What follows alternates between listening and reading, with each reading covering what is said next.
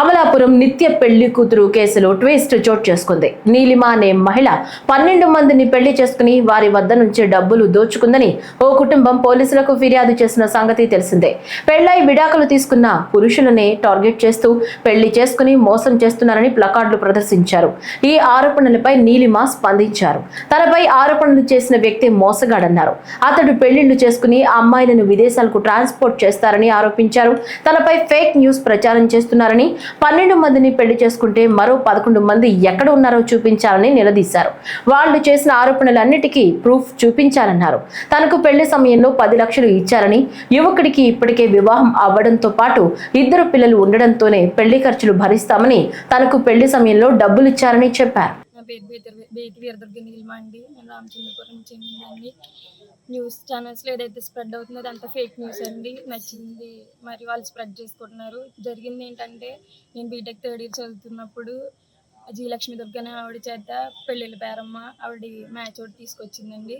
నేను అమ్మకి నచ్చింది కదా అని చెప్పి నేను యాక్సెప్ట్ చేశాను. అయితే వాళ్ళు వస్తానని చెప్పి సెకండ్ డే నైట్ 2 days అలా ల్యాగ్ చేసి సెకండ్ డే నైట్ రావడం జరిగింది 7:30 ఆ టైంకి.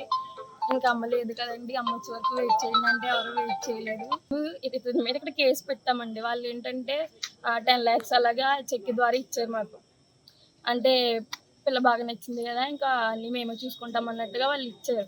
ఇస్తేనే ఇంకా మళ్ళీ నా బర్త్డే 26 అయితే వాళ్ళు 28th వచ్చి ఇంకా రోజు చేసుకోలేదు కదా అని బిలేటెడ్గా చేశారు. కేక్ తెచ్చి ఇవన్నీ తెచ్చి అమ్మకు కాల్ చేసి ఇలాగా మనీ తెచ్చేయండి, మేము గోల్డ్ అది బయట తీసుకుంటాము, మాకు మేము కానీ ఇచ్చుకుంటాం అంటేనే సరే అని చెప్పి పంపించేసింది. తర్వాత వీళ్ళ వైఫ్ కాల్ చేసి ఇలా న్యూస్లు చెప్తే ఇంకా మేము ఇక్కడ రామచంద్రపురం పోలీస్ స్టేషన్కి వచ్చి కేసులు అవి ఫైల్ చేసాం.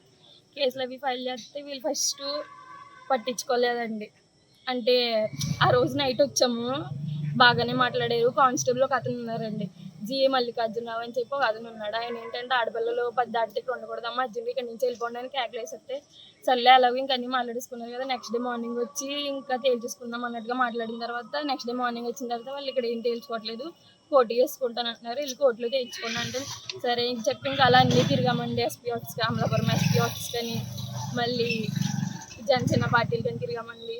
మన ఊరు మినిస్టర్ వాసంశెట్టి సుభాష్ గారి దగ్గరికి కూడా వెళ్ళామండి. ఆయన చెప్తేని వీళ్ళు వచ్చారు కదా ఏదో ఒకటి తేల్చండి అన్నట్టుగా ఆయన మాట్లాడారండి. చెప్పింది కూడా సరిగ్గా వెళ్ళలేదని మరి మా అమ్మగారు వాళ్ళు అన్నారు. మా అమ్మగారు వాళ్ళు వెళ్ళారు, నేను వెళ్ళలేదు వాసంశెట్టి సుభాష్ గారి దగ్గరికి.